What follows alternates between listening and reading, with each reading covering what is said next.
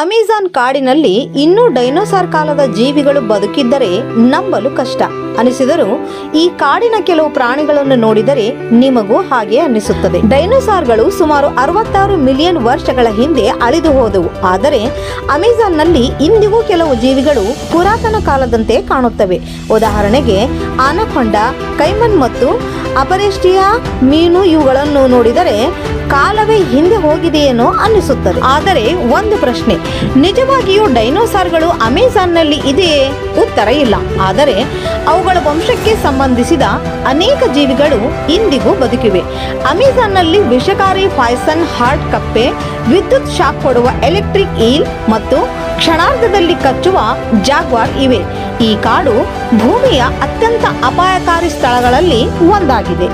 ಅಮೆಜಾನ್ಗೆ ಹೋಗುವಾಗ ಸೆಲ್ಫಿ ತೆಗೆದುಕೊಳ್ಳೋಣ ಅಂತ ಅನಿಸಿದರೆ ಮೊದಲು ನಿಮ್ಮ ಹಿಂದೆ ಆನೆಕೊಂಡ ಇದೆಯಾ ಅಂತ ಚೆಕ್ ಮಾಡಿಕೊಳ್ಳಿ.